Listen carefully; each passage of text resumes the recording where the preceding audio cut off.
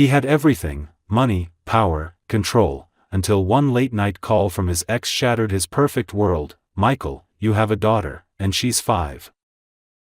Michael Harper had always believed that his life was perfectly calculated, like one of the spreadsheets his assistants prepared for him every morning. 39 years old, sharp-minded, and relentless in business, he was the type of man who never allowed surprises to enter his world. His office, perched high above Manhattan, reflected that control: glass walls revealing the glittering city below, polished mahogany desk without a single paper out of place, and the quiet hum of success that seemed to follow him everywhere. That night was supposed to be like any other: late hours spent reviewing contracts, a glass of whiskey untouched by his side, and the city lights reminding him of everything he had conquered. The phone on his desk rang. At first, he considered ignoring it. No one called him at that hour except for emergencies, and emergencies were something his staff was paid to prevent. Yet something in the silence of the room pushed him to answer. He pressed the button, his voice clipped, ready to cut the conversation short. But then he heard a voice he thought he would never hear again, a voice from another life, one that stirred memories he had buried under years of ambition. "Michael," she said, and the sound of her name unspoken yet instantly known filled his chest like a blow. "Rachel." For a long moment, he couldn't speak. His mind traveled back to 5 years earlier, her laughter in his apartment, the arguments that tore them apart, the way she had walked away without looking back. He had convinced himself she belonged to the past. But now she was here, in his ear, trembling and hesitant. He gripped the edge of the desk, forcing his voice to remain steady. "Why are you calling me?" The pause that followed was unbearable. He could hear her shallow breathing, as though she was gathering courage for something impossible. And then the words came, words that shattered every illusion of control he had ever had. "You have a daughter. She's 5 years old. Her name is Emily." Michael felt the room tilt. The glass towers of Manhattan outside blurred into streaks of light. For a man who thrived on precision, there was nothing precise in that moment. His thoughts scattered, calculations, memories, possibilities colliding in chaos. He tried to convince himself he had misheard, that this was some cruel mistake, but Rachel's voice carried no trace of doubt. It was calm in its fragility, and devastating in its truth. A daughter. His daughter. For 5 years he had lived without knowing, while somewhere out there, a child with half his blood had taken her first steps, spoken her first words, laughed and cried, and he had missed it all. The realization cut deeper than any betrayal he had endured in business, deeper than the failures he had always managed to turn into victories. This was not a deal to renegotiate or a scandal to bury. This was life, raw and undeniable. He sank into his chair, suddenly aware of how hollow his empire felt. For years he had measured his worth by the numbers on his company's reports, the respect of competitors, the fear in the eyes of rivals. But none of that prepared him for the sound of Rachel's voice telling him about a little girl with his last name unspoken but undeniably his. Michael wanted to ask 100 questions at once. Why hadn't she told him before? What did the girl look like? Did she know about him? Did she hate him already, for never being there? But the words refused to form. He was trapped between anger and disbelief, between the man who built walls around his heart and the man who suddenly felt those walls crumble with a single truth. When Rachel finally whispered, "She has your eyes," something inside him broke. He pressed his hand against his chest as though trying to hold his heart together, but it was too late. For the first time in years, Michael Harper felt powerless, and it terrified him more than any hostile takeover ever could. Michael barely slept after that call.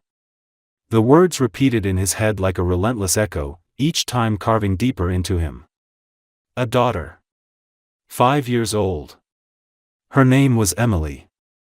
He had built his entire life on facts and numbers, decisions based on logic and profit margins, yet nothing about this revelation followed any rule he understood. He lay in his penthouse apartment, staring at the ceiling, the city still alive beyond the tall windows, but for the first time the city lights seemed meaningless. He felt betrayed, not just by Rachel, but by the passage of time itself. 5 years had slipped through his fingers, and with them, memories he should have been part of. By morning, his shock had twisted into anger. It was easier to cling to fury than to confront the ache growing inside him. He replayed their breakup in his head. Rachel had accused him of being cold, consumed by ambition, a man who couldn't see anything beyond the next deal or the next acquisition. He had dismissed her words then, convinced that love was a distraction, that emotions were liabilities. Now her silence felt like punishment. How dare she keep this from him? How dare she rob him of those years, the chance to see his child's first smile, to hear her first word, to be there when she needed a father? At the office, no one noticed his distraction. He walked through the glass doors of Harper Enterprises like the man he had always been, tall, composed, untouchable. Assistants greeted him, colleagues fell silent in his presence, and yet beneath the immaculate suit and commanding stride, his thoughts were chaos. The anger pulsed in him, coiled tight in every interaction. He snapped at his staff, dismissed questions without listening, and locked himself in his office. For the first time in years, he couldn't focus on the documents in front of him. The numbers blurred together, meaningless compared to the image he couldn't erase, a small girl with dark hair and, as Rachel had whispered, his blue eyes. The thought unsettled him. Those eyes had been the one feature people always commented on, striking against his dark hair, impossible to ignore. To imagine them on a child, his child, made everything frighteningly real. Anger flickered again, but it was no longer just for Rachel. It turned inward, bitter and corrosive. How had he not seen the possibility? How had he not asked more, fought harder, looked beyond his pride when she walked away? That evening, when he returned home, the silence of his apartment pressed down on him heavier than ever. He poured himself a drink, but the whiskey did nothing to dull the storm inside. He stood before the tall windows, watching the glow of New York, but instead of the familiar pride, all he saw was emptiness. Millions of people below, millions of stories unfolding, and somewhere among them a little girl with his blood running through her veins was living a life without him. The anger and disbelief twisted into something unfamiliar and terrifying, fear. What if she hated him? What if she wanted nothing to do with him? What if it was too late to be part of her life? The thought sliced through him more sharply than the initial shock. He had faced ruthless competitors, stood before boards of directors eager to see him fail, survived scandals that would have destroyed lesser men. But the idea of standing in front of a 5-year-old girl and seeing rejection in her eyes filled him with dread he had never known. He set the untouched glass down on the counter and pressed his palms against the cool surface, breathing heavily. He didn't know what to do. He had built an empire, but now he stood in the ruins of his own ignorance, and for the first time in years Michael Harper wondered if he had already lost the one thing that could ever truly matter. The drive to Rachel's town felt longer than it was, though Michael's car devoured the miles with ease. The city slowly gave way to quiet roads lined with trees and small houses, each one seeming to carry a life so different from his own polished, demanding world. He gripped the steering wheel tightly, his jaw locked, his chest heavy with anticipation and fear. Every turn in the road brought him closer not only to the woman he once loved but also to the truth he had tried to deny since the call. He had imagined this meeting 100 different ways in the sleepless nights that followed, but no scenario brought him comfort. He had no script to follow, no negotiation strategy to rely on. For perhaps the first time, he was walking into something where control wasn't his to claim. When he finally parked in front of Rachel's small white house with its blue shutters and overgrown garden, he sat still for a long moment, staring at it. The house was modest, nothing like the penthouse suites or luxury apartments he was accustomed to, yet it felt alive in a way his world never did. Toys were scattered across the front yard, a small plastic slide, a stuffed bear abandoned on the steps, chalk drawings fading on the driveway. Each object was a declaration that a child lived here, played here, laughed here. His chest tightened with the weight of it, with the realization that he had been absent from every single one of those moments. Rachel appeared at the door before he could even bring himself to knock. She looked older, though not in a way that diminished her beauty. Time had etched itself into her, softening the edges of the woman he once knew, giving her a quiet strength that hadn't been there before. She hesitated, her hand on the doorframe, as if she wasn't sure she had the right to let him in. Their eyes met, and for a moment they were both silent, trapped in the gravity of everything unsaid. Finally, she stepped aside, her voice low but steady. "She's inside." The living room smelled faintly of vanilla and fresh laundry. It was warm, cluttered with drawings pinned to the wall, shelves filled with children's books, and a basket of toys near the couch. For a man who had lived in pristine spaces designed to impress, the room was almost disarming in its intimacy. He stood stiffly, unsure if he belonged, until he heard the light patter of footsteps. A small figure appeared at the doorway. The little girl had dark hair that fell in soft waves around her face, and her eyes, when she lifted them to meet his, were impossibly blue, the same piercing shade he saw in the mirror every morning. The sight of her was a blow so powerful he felt his breath catch. She was real, not a concept, not a whispered truth over the phone. She was flesh and blood, and undeniably his. The girl clutched a worn-out stuffed rabbit in her hands and half hid behind Rachel, peeking out with cautious curiosity. Her voice was barely more than a whisper, fragile and unsure. "Mom, is that him?" Michael's throat closed. He wanted to speak, to say something, anything, but the words would not come. He felt unworthy of speech in that moment, as though every syllable might fracture the delicate thread holding this encounter together. He dropped to one knee instinctively, lowering himself to her level, and simply looked at her. The resemblance was undeniable, yet it wasn't just the blue of her eyes. It was in the tilt of her chin, the small crease above her brow, the way she studied him with both suspicion and unspoken hope. Rachel rested a hand on Emily's shoulder, gently urging her forward. Michael's hands trembled, and he clenched them into fists against his knees to still them. He had closed billion-dollar deals without blinking, stood before ruthless investors without a trace of fear, but here he was shaking before a child who didn't yet know if he deserved to be called father. He finally found his voice, though it cracked in a way he hated. "Hello, Emily." The words were simple, inadequate, but they were all he could offer. The girl studied him for a long moment, her little fingers clutching the rabbit tighter. Then, with a cautious step, she moved slightly out from behind her mother. Her eyes didn't leave his, and in them he saw his entire world shift. Everything he had built, everything he had sacrificed, every late night in the office, all of it suddenly felt small compared to the possibility of this child's acceptance. In that single moment, Michael understood that nothing would ever be the same again. Michael could not stop staring at the girl as Rachel guided her gently into the kitchen. They sat at a small wooden table covered in faint scratches, the kind that spoke of years of meals, spilled juice, and restless little hands tapping impatient rhythms. For a moment Michael thought he should say something to her, to Emily, but the weight of her curious gaze froze him in place. She was still watching him, as if trying to decide whether he was friend or stranger, and he felt like both. He turned his attention to Rachel instead, because the silence between them demanded answers.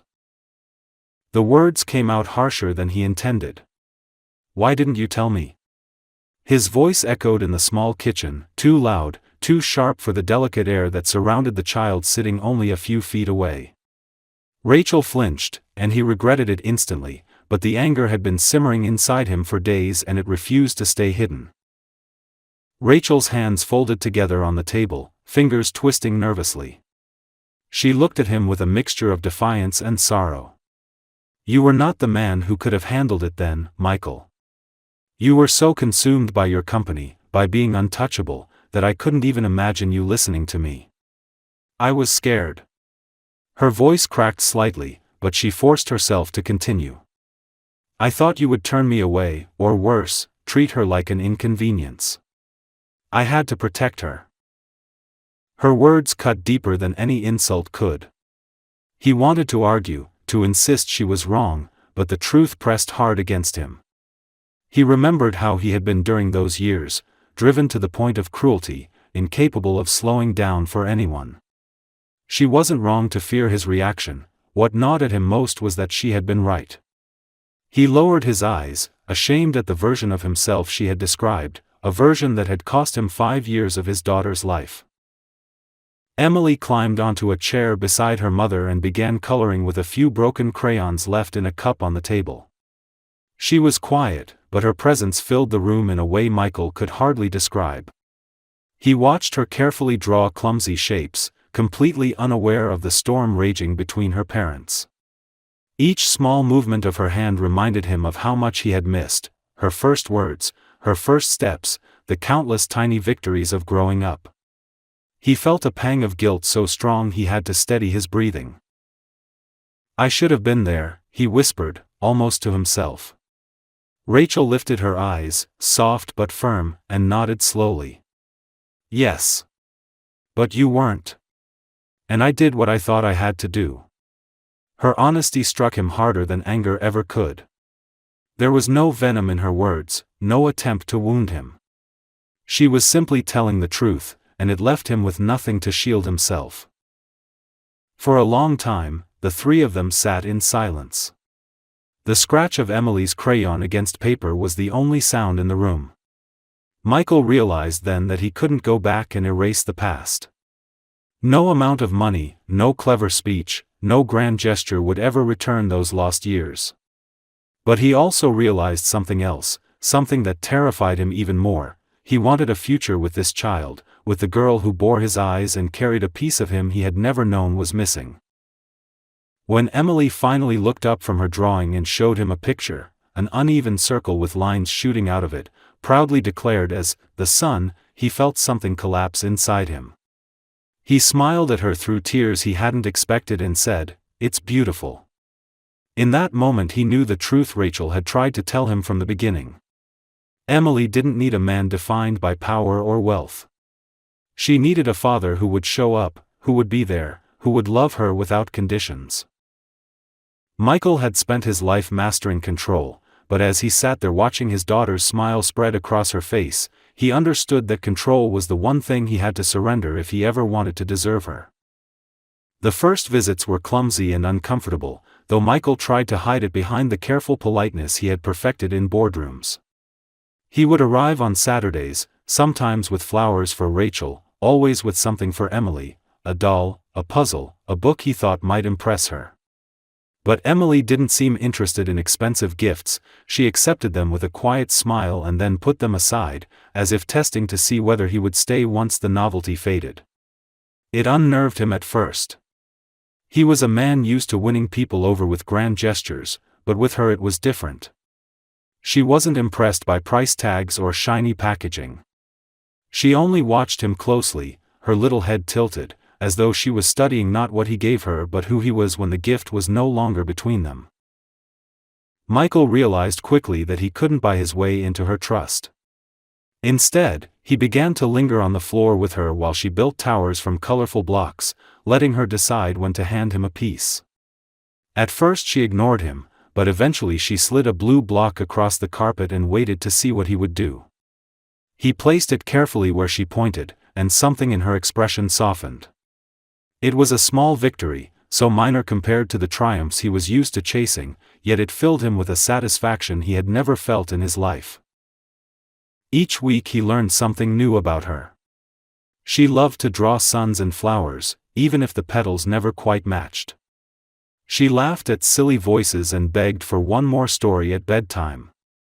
She hated when carrots touched the mashed potatoes on her plate but adored pancakes shaped like animals. These discoveries, ordinary and mundane to anyone else, were treasures to Michael. They were glimpses into the years he had lost, and though guilt still lingered, it was slowly being replaced by awe at the miracle of simply knowing her. Rachel watched from the sidelines, cautious but not unkind.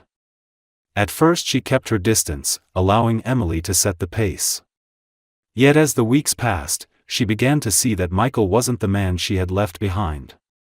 He was quieter now, less consumed by the need to dominate every moment. Sometimes, when Emily ran into his arms without hesitation, Rachel's eyes softened with something almost like forgiveness, though she never said it aloud. One evening, after a long afternoon at the park where Michael had pushed Emily on the swings until his arms ached, they sat on the porch eating ice cream cones. Emily's cheeks were sticky, her laughter spilling into the warm air as she leaned against his side without a second thought. Michael looked down at her, the smear of chocolate across her chin, the trust in her eyes, and felt a surge of something he had long believed himself incapable of. It was more than pride, deeper than joy. It was love, raw and overwhelming, love that carried with it the sharp edge of regret but also the fierce determination never to lose what he had finally found. That night, when he left Rachel's house, he sat in his car for a long time, staring at the darkened windows where he knew Emily was sleeping. The city felt far away, the empire he had built even farther. He understood now that his life had shifted forever. Deals, profits, acquisitions, those things still mattered, but they no longer defined him. For the first time, he wanted something not for the sake of ambition, not for the sake of pride, but simply because it was his heart's truth. He wanted to be her father, truly and completely, in every way that mattered. And as he drove back to his empty penthouse, Michael knew that each visit, each laugh, each small hand that reached for his would bring him closer to the man he should have been all along. The calm rhythm of those weekends with Emily began to feel like the most valuable part of Michael's life, yet in the background the storm of his professional world was growing darker.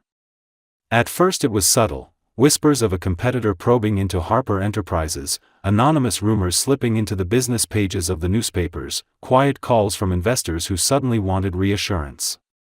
Michael had dealt with such things before, but this time the timing was cruel.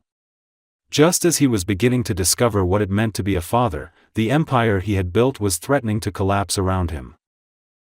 Meetings became longer, tempers in the boardroom shorter, and everywhere he went he sensed suspicion.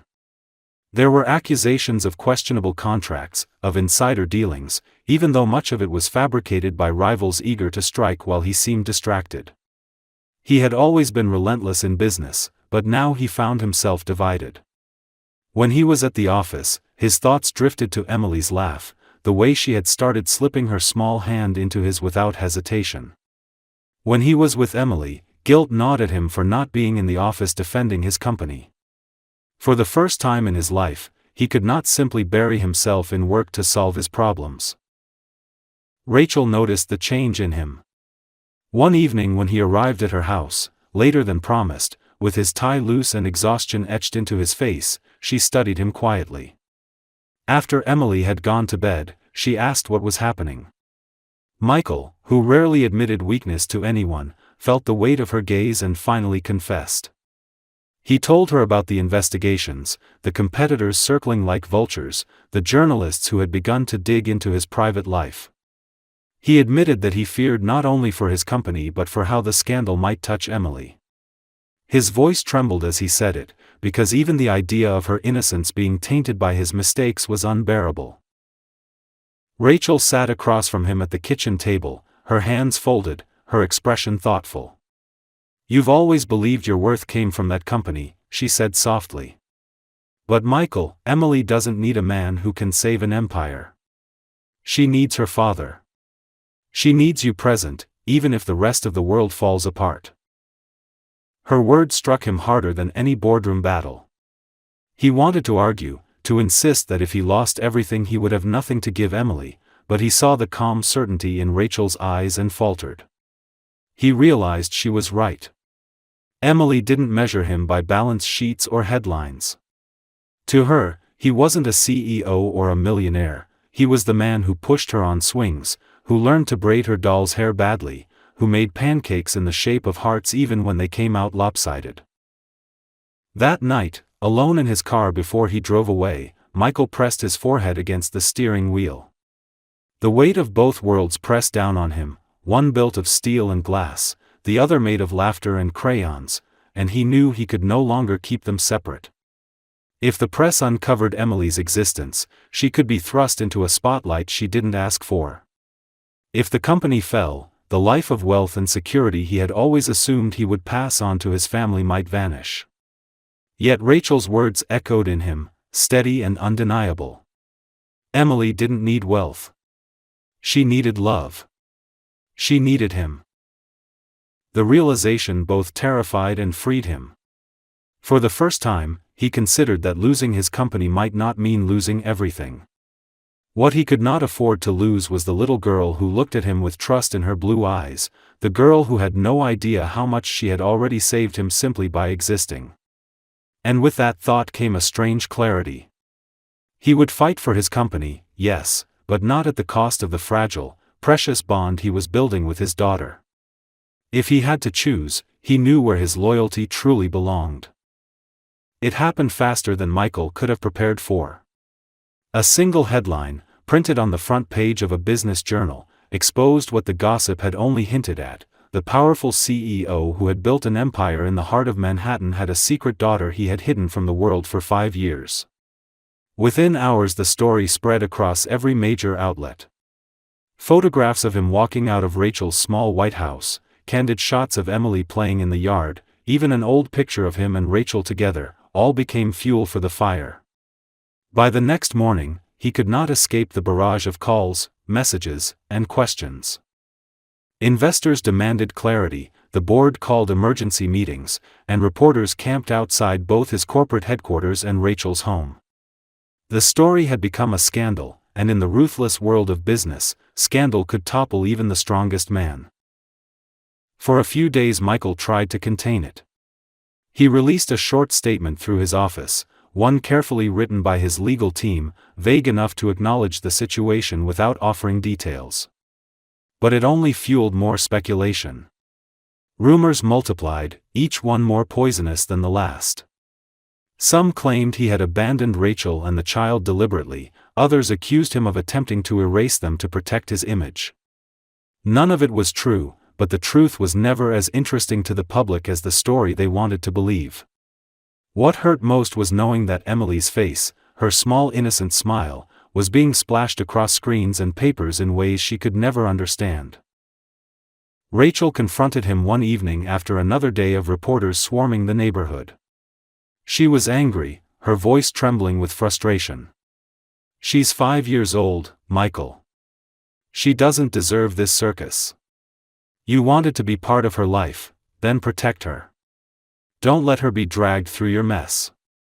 He had no defense. He stood in her kitchen, exhausted, his chest heavy with guilt. All his instincts told him to hide, to retreat, to let the storm burn itself out. That was how he had survived every other scandal in his career. But Rachel's words pierced through his armor. Emily wasn't a deal to manage or a reputation to polish. She was a child, and she needed him to choose her, even in front of the world. The next morning, Michael made a decision that shocked not only his board but himself. He called a press conference. The company's communications team begged him to reconsider, warning that emotions made men reckless, that vulnerability was weakness. But he refused to listen. For once, he would not let others dictate the narrative. When the cameras lit up and microphones were thrust toward him, he didn't stand behind a podium or hide behind corporate language. Instead, he stepped out holding Emily in his arms, her small fingers gripping the collar of his suit jacket. The room fell silent, as though the entire world had paused to witness the moment. His voice was steady, though his heart thundered in his chest. "You've all heard the rumors. You've read the headlines. But let me tell you the truth. This is my daughter. Her name is Emily. I didn't know about her until recently, but from the moment I did, my life changed forever. I am proud to be her father. Nothing else matters." The simplicity of his words disarmed the press. For once, he didn't sound like a man rehearsed by lawyers or sculpted by advisors. He sounded like a man stripped bare, speaking from a place no scandal could reach. Cameras flashed, questions flew, but Michael didn't waver. He held Emily close, whispering reassurances in her ear while she clung to him, shy but calm in the face of the chaos. That image spread across the world within hours, the powerful CEO, not behind glass walls or luxury cars, but as a father protecting his child. The public's perception shifted almost instantly. What had been painted as a scandal transformed into a story of redemption. Some still criticized him, of course, but many saw the humanity in him for the first time. For years he had been known as ruthless, cold, untouchable, yet here he was exposing the one part of himself that could not be spun or faked. Later that evening, when the house was finally quiet again, Rachel looked at him differently. She didn't say anything at first, just studied him as he sat on the couch with Emily asleep against his chest. Finally, she spoke in a voice softer than he had heard in years. "You've never done anything like that before." He met her eyes, exhausted but certain. "Because nothing has ever mattered like this before." It was in that moment Michael understood that he had taken the greatest risk of his life. He had placed his entire reputation, his career, his empire on the line, and for the first time he didn't care about the consequences. All that mattered was the small girl breathing peacefully in his arms, and the knowledge that he had claimed her, fully and without shame, before the entire world. A year later the chaos of that scandal felt like a distant storm that had passed, leaving behind a clearer sky and a life Michael had never imagined he could live. Harper Enterprises had survived the crisis, though not without scars. Investors who once doubted him had watched the way he stood firm during the public storm and found a new respect for him. Some deals had been lost, but others had come in unexpected ways, from partners who valued not just his financial acumen but his newfound humanity. The company was smaller in some ways, leaner, less obsessed with endless growth, yet stronger where it mattered. For Michael, though, the company was no longer the center of his universe. That place had been taken by a little girl who now ran into his arms every time he stepped through the front door of Rachel's house. Michael had moved out of his glass fortress in Manhattan and into a home not far from Rachel and Emily. It was a house with creaking floorboards, a backyard with a swing set, and a kitchen that smelled of pancakes on Sunday mornings. For a man who once measured success by skyscrapers and private jets, it was humbling to realize how little those things meant compared to the sound of his daughter's laughter echoing down a hallway. He found himself learning to live in ways he had never bothered to before. He helped Emily with kindergarten projects, fumbling with safety scissors and glue sticks. He burned his first attempt at baking cookies with her, only to laugh until his sides ached when she insisted the misshapen lumps were perfect. He learned how to braid her hair badly, took her to swimming lessons, and sat on the porch at night telling her stories about the stars. Rachel, at first cautious, slowly allowed herself to trust the man he was becoming. Their conversations shifted from guarded exchanges to quiet companionship. She saw the way he never missed a school recital, how he sat cross-legged on the floor to sip imaginary tea from tiny plastic cups, how he no longer checked his phone every 5 minutes when he was with Emily. He was still Michael Harper, the man whose name once commanded entire boardrooms, but he was also something more, something deeper, more fragile, and infinitely more important. He was a father, and with each passing day Rachel began to believe that perhaps he could once again be something to her as well. There were still struggles. The world did not forget easily, and occasionally old headlines resurfaced, sparking whispers and questions. But Michael no longer faced them with fear.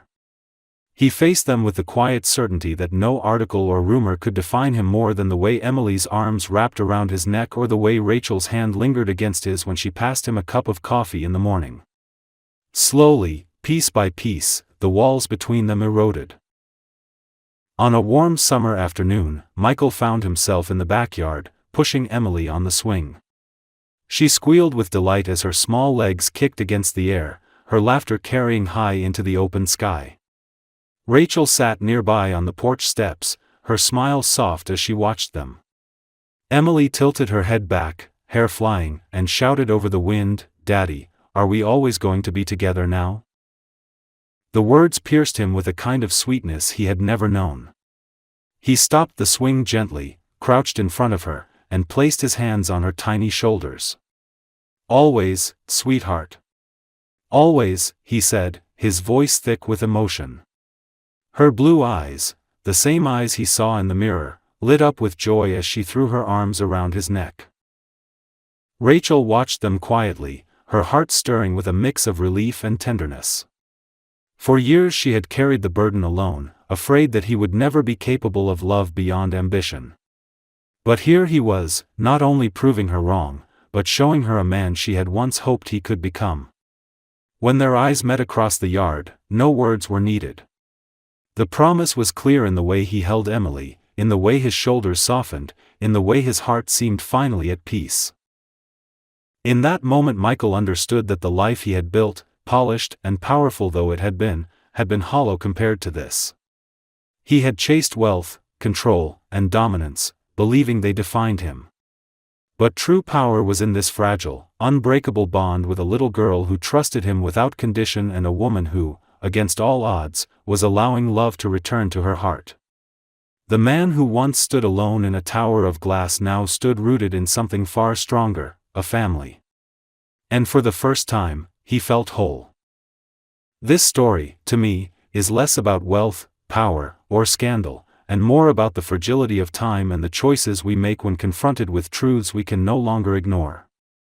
Michael's journey feels like a reminder that success without love is hollow, and that redemption rarely comes in the form of grand gestures but rather in the quiet, consistent presence we offer the people who matter most.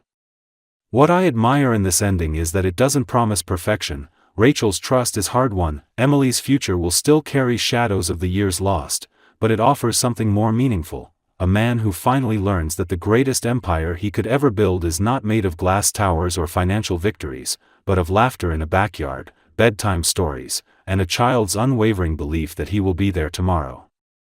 That, to me, is both the shock and the beauty of the tale. It shows how a life can be rebuilt not by erasing mistakes, but by choosing differently from this moment forward.